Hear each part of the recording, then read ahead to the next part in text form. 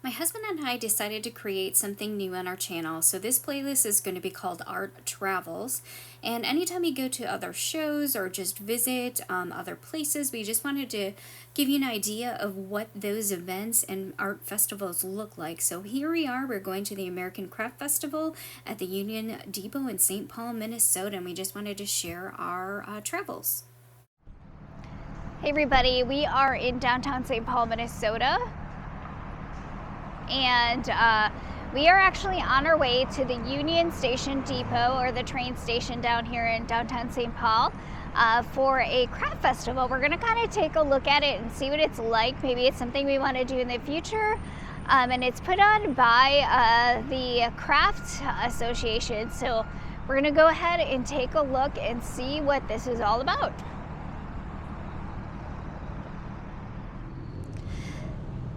I don't know if you can see that up there, but it says this is the American Craft Festival that is June 8th to the 9th from 11 a.m. to 5 p.m. And there are early morning hours, but the VIP tickets were about $40. So we're just coming at the regular time. It's a little bit after lunch, and here we are. We're heading into the event. As we cross the street and we're heading into the Union Depot in St. Paul, this is the weekend of June 8th and 9th. And on the other side of that building there is a local farmers market in downtown St. Paul. We have them in Minneapolis as well and in different cities. You'll find them going from the end of May all the way to sometimes the end of August and then into September depending on the weather. So just wanted to share some more information as we make our way towards the entrance of the building, which is on kind of like a underground floor, and we have to go all the way up to the main floor. Now, something to look for at the beginning of the year in the spring, that St. Paul and Minneapolis both have their own art fairs. And you're seeing the artist lofts that are above these spaces. Many artists are there, and this is called the St. Paul Art Crawl. So a lot of the artist lofts in St. Paul will open up during the spring as they have their own show. Now, some of those that follow us, you may have seen that show, but that was actually at Art a Whirl in Minneapolis, and they have them on different times and dates. And so sometimes there's spring shows and then there's fall shows, but there's different times that you can look up and see when the different artist lofts are open to the public so that you can take a look at all the artwork. And as we're walking along here, I just wanted to point out the sign. This is where you would go, Union Depot in St. Paul, to pick up the different buses and the different trains that run to, most of them go to Chicago before you can pick up other lines to other cities, but we are at 240 East Kellogg, and we're going in the lower ground entrance and into the depot. And as we go through, this has all been updated. This is a project that they had worked on maybe about 10 years ago. I could be wrong on that timeline, but it's just really nice and clean, and then really good on the signage. Now, there were restaurants that were in there, but they have since moved out. I know that there is currently like a bike shop and some other places that may sell just kind of like snacks and treats and maybe a sandwich, but they do have some vending machines in there. And so that's something you have to think about if you're going to be traveling. You may have to go across the street or look up on Google Maps where to go. Now we're going to where all the signage is pointing us to the American Craft Festival, and we have to head up to the top floor here. I'm trying not to film people, so if you're wondering why our footage is down, it's because I'm trying not to capture people's faces.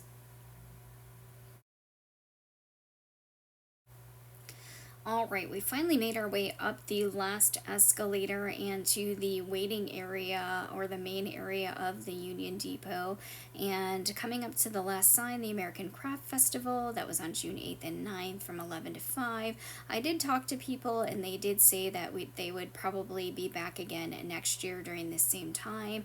And then just something new. I actually came upon this farmer's fridge that's new since we've been here last.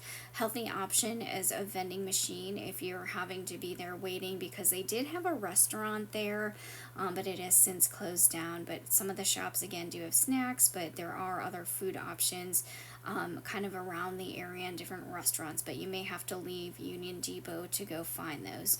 The noise was really loud. I think our microphone, as you'll hear later, did a pretty good job considering how noisy it was. I could barely hear myself, and my voice is really soft. And if you're seeing a lot of shots that are more towards the floor or table, it's because I'm trying not to get people's faces in there again, for just privacy reasons. All right, we are at the table and we need to register. It is free to the public, but they still give tickets. Okay. And if you're interested, there's food trucks this way, one level down, outside. Yep. All right, thank you.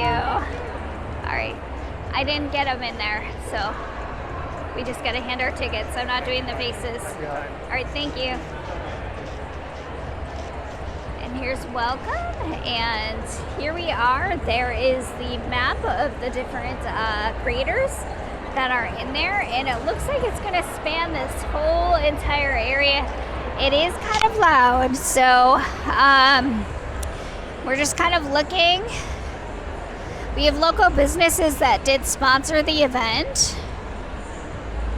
And then there's also some emerging artists and different creators and makers that are here as well. So it's nice the way that they have the information displayed and that they're also keeping track of attendance. And they have more information booths right there. So we're just going to take a look around to see what everybody has. It looks like we have different maybe totes for the event, different jewelry artists, and there are lots of different vendors here. Looks like we have somebody at Chicago Fire Arts is here. So this is blacksmithing, enameling, and glass jewelry, and it looks like their shop is here with some examples and maybe even some lessons.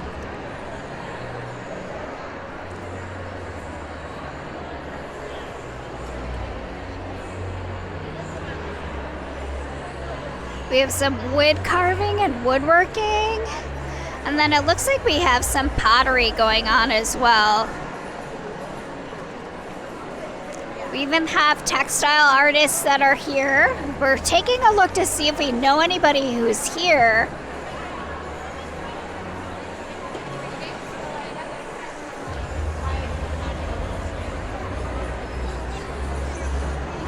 And then it looks like there's kind of like pottery again, mixed media. Again, more textile artists, so different handmade clothing and fabrics.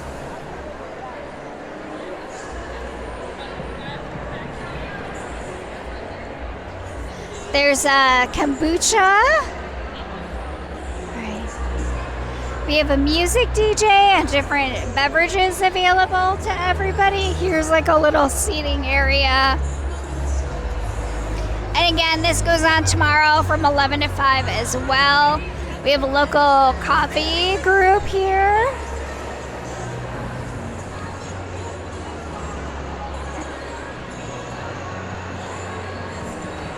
We have some local food. And we can't leave out, there's a little friend, a little pup that's here today.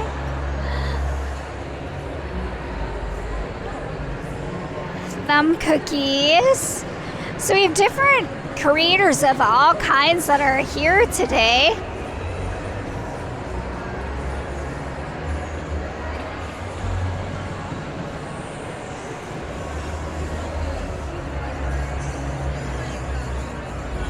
Hello, do you mind if I film? What is this machine right here? This is a clay 3D printer. Oh my gosh, there's a clay 3D printer. This is really interesting. So my husband, hopefully you don't mind being in here, does like regular filament 3D. Okay. So this is something we haven't seen before. Yeah. So we've seen like the big industrial. Does this also work with like a software program? Right. Yeah. Oh my. Blender, but you can use Rhino. Blender or Rhino? Yeah. Oh my gosh. And so it prints out like just like a regular like 3D printer would. That's really interesting. Wow, this is the first time we're seeing that. Oh my gosh. And you still have to fire it and everything? Fire it, and you get results That's amazing. Wow, this is amazing. When did you start doing this? about a year ago. So you've been doing this for about a year. Right. Is there a way that you found out about this type of 3D printing? Well, I was looking for regular 3D printers, but I'm also like working with clay, and so I guess the algorithm saw that and like showed me, oh, this is an option. So All right, and can you just share your name and where we can find you? my name is Brandon Chambers. I'm with Mudluck Pottery. Yeah, on Instagram, Brandon Chambers Art or Brandon Art Chambers. Thank you so much. There is their QR code and their name, which I love their name too. All right, so we're gonna take a look and just look at this. This is all 3D printed in like regular clay pottery. And it sounds like you can use the same programs that my husband uses for regular 3D printing. And it also sounds like the process is the same. And again, this is by Mudluck. And it's local here. So it's just really interesting. I've never seen that before. I have to just take a look at this. This is so great. So these are bananas, and this looks like it's in clay, and you're just putting the glaze on? Yeah. Okay. So I made them out of clay, Okay. and so the clay is this color originally, Okay. and once it's in the shape of the banana, then I put the underglaze on it. Can I get your earrings as well? Is it okay to show you in the video? Yeah, well, I got the earrings from her actually over there. Gosh. I love the bananas. It looks like this came from the neighbor. And so what type of clay are you using? I'm using stoneware. Okay, Stoneware. got it. And then you have like a kiln that you put this in? Yep. So I work at Mudluck Pottery, Okay. and so I fire it there in their kilns, and the stoneware goes to cone 6, which is like 2,200 degrees. Oh, wow. Yeah. Oh my gosh. I know. Great. Well, thank you for sharing. Yeah, thank you. All right, so I'm actually, it looks like this neighbor's the one that actually created those banana earrings that Kaji was wearing at Mudluck. Aren't these just adorable? So again, this is lovely little uglies and just adorable work. And is this out of polymer clay? Okay. I also Acrylic paint and then Okay. finish with the UV resin. so acrylic paint and finished with UV resin. They're just adorable. Oh my gosh. I actually was talking to your neighbor there who bought the banana earrings. Little banana trade. Oh my gosh, that's so I cool. was like, yes, I would love the banana trade. Yep. That's so cool. All right. Oh my gosh, I just had to take a look. Is it okay if this goes into our vlog? Yeah. Okay. Thank you. Again, she said thank you. And again, you can find her work at Lovely Little Uglies. We have a glass artist over here. Just finding all different kinds of unique things that, having gone to many different art and craft shows that we've been at, that I haven't even seen some of these designs before. So just very, very unique. And being able to see some of the processes that are going on. There's also the American Association of Woodturners here doing demonstrations.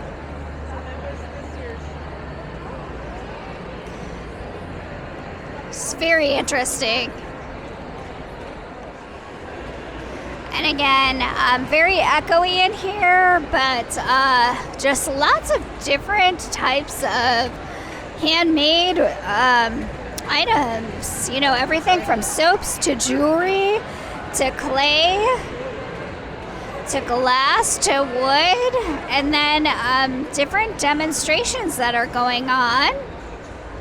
And it looks like we even have a design for maybe home decor plants. And just looking at how everything is displayed here.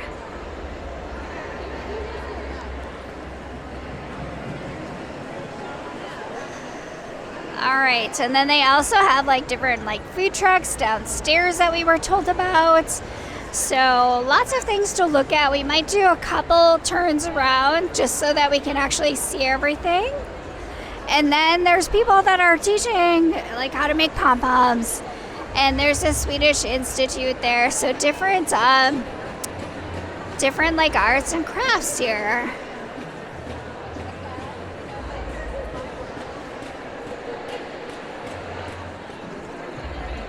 And here's the textile center. So this is actually where my group from the Polymer Clay Guild of Minnesota meets, and they are in Off University in Minneapolis, and they do hold different classes. And here's some of the things that they have. It looks like they're doing some demos of how to create some pieces and use different textiles.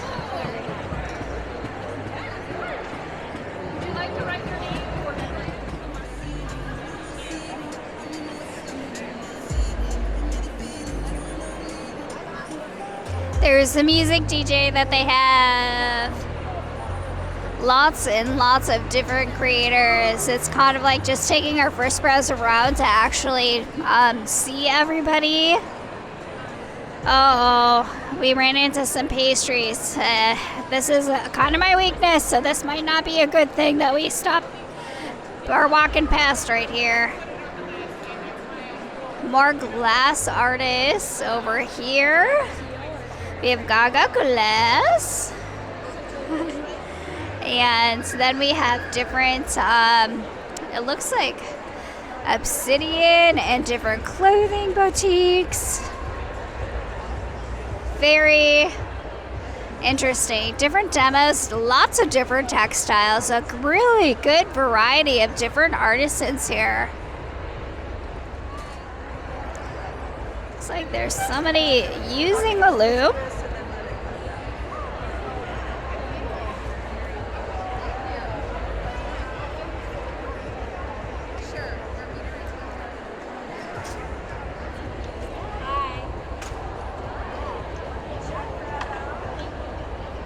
Interesting to see how the weaving technique is being done on the looms here to get the different patterns. Need lots of patience. How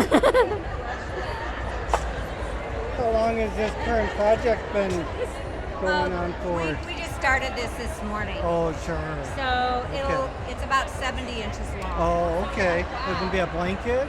No, it'll be a scarf. A scarf? Yes. Although I have woven baked blankets before. I see. Wool ones. And then you know what I did later? I What's that? brushed it with a dog brush so that it was wool. And I wanted it nice and fluffy. Oh, nice and soft. I had to brush.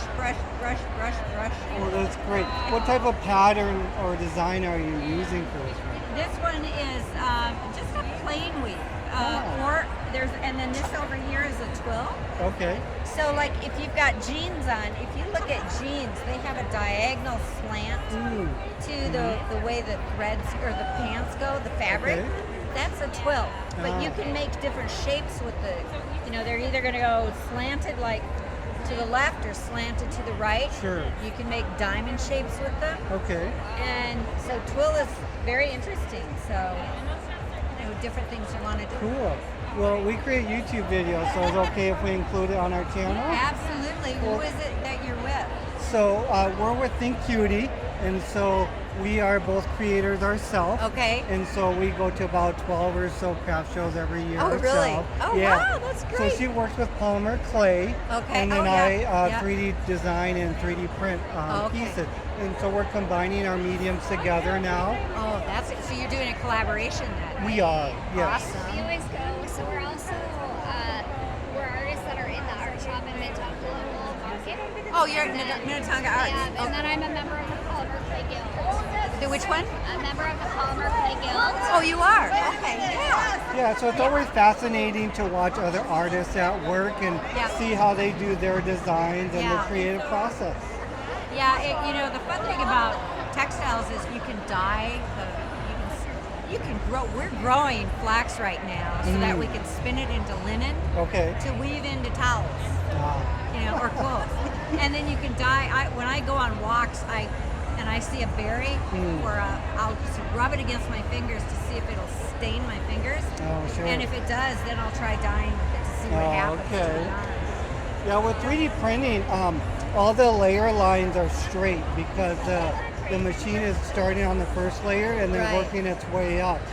There is a 3D. I think there's somebody. Is that what that is? He's using a ceramic 3D printer, Silconate.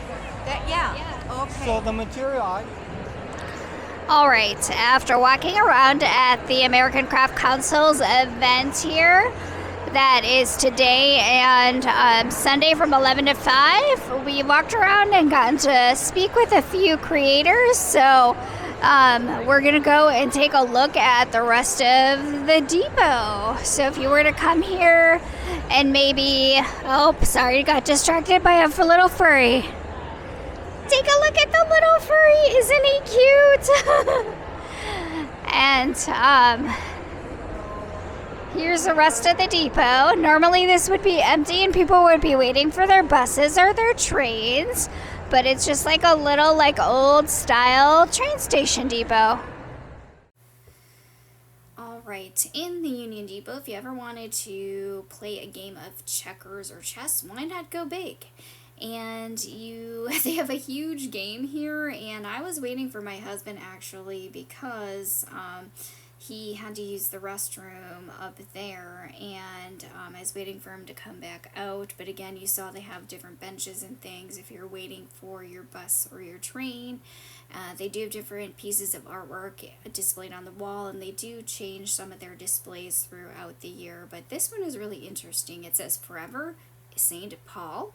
And this is all made out of light brights, and this was a big project that they did here, and it's actually a Guinness World Record, and that's from 2013. So just really nice to see different pieces displayed in there. And again, it does change depending on what they have going on, and they have different events that they try to add in throughout the year. Now this little place here used to be kind of like an antique shop, but now it is taken over. It's kind of like a workshop for some of our groups in there, and sometimes they will have it open if they are having an event themselves. And I'm just walking. There was some kind of scratching again going on my microphone. I'll have to maybe put it in a different place as I'm walking through buildings, because it kept brushing against my clothes in my bag and it was making a really annoying scratching sound.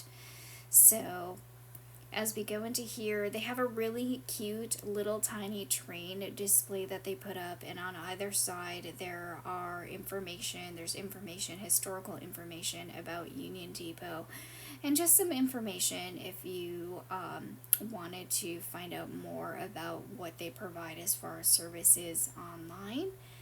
And I'm just getting a close-up so you can see how cute. It kind of reminds me, it's a little Harry Potter style, so I think it's just a really cute display, and they do change it for different holidays.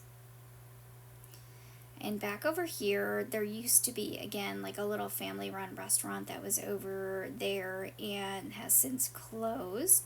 To me, when I look at this, it almost reminds me of kind of like a little Hollywood set. It's perfect for that, but it would be really echoey in there. But again, they have different projects like you're seeing right there that are going on, and on that, where that clock is, on either side through the little entrances, there's a little bike repair shop, and then there's a little treat shop that's over there, and the bike shop, I believe, does sell some coffee and some treats and snacks. So again, I'm just taking a look around to see what else has changed since I was last at this location. And I'm just trying to give you a little bit of a close-up as we walk through. But again, a really nice historical building, and again, you can see it's a Lower Town bike shop that's in there. And then over here, there's some more entrances to get in from that side, but there was construction going on that side. And then they have a little choo-choo train store, so if you wanted to pick up a little souvenir, if you ride on any of the holiday trains or different trains that they have going on for events, you can get those at that little station there. Again, I just love the look of this building just because it's a little bit older. It kind of reminds me of kind of like the Art Deco 1920s style. And then I'll show you what it looks like on the other side as we go out through the doors a little bit later. But I always picture like a movie being recorded when I go past this little restaurant, and I wish it was still open, but again, I think traffic through here has it goes quiet unless there's really an event going on.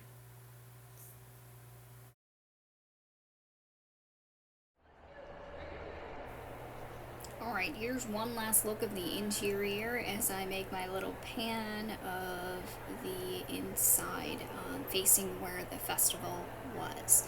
And then we're going to go outside here and just take a look. Now on the other side through the main front doors, you can see there is the famous like First National Bank building that everybody takes a picture or postcard of, and then the light rail does actually run right out in the front of Union Depot as well. Now that light rail does run from St. Paul to downtown Minneapolis, and again, just nice that there's extra transportation available should you want to head into Minneapolis, and just giving you a look of what it looks like outside. Alright, I was getting ready to turn my Osmo off, and all of a sudden I heard this noise, and I looked up, and there was a banner flying back and forth between St. Paul and Minneapolis all weekend. You could see it if you looked outside up in the air, and they just kept going back and forth. So somebody was trying to advertise for something. I didn't get too close or zoom in, so I didn't really see. I probably needed glasses, but there again is the Union Depot on the outside, and just wanted to give you a quick view. Again, after my husband finished his chess game with this sweet girl and her mom, we decided to head out and head to our next location, which is located in St. Paul, and you can visit the website. I'll show you a shot here quickly. But again, this is a patisserie that I wanted to stop at, Chef Mark Hugh, and you'll get to take a look at his yummy food. Look where we are. I don't know if you've seen him on social media, but look at, we are at a pastry shop that's been trending on our social media, so I had to come and take a look. This is a French trained chef,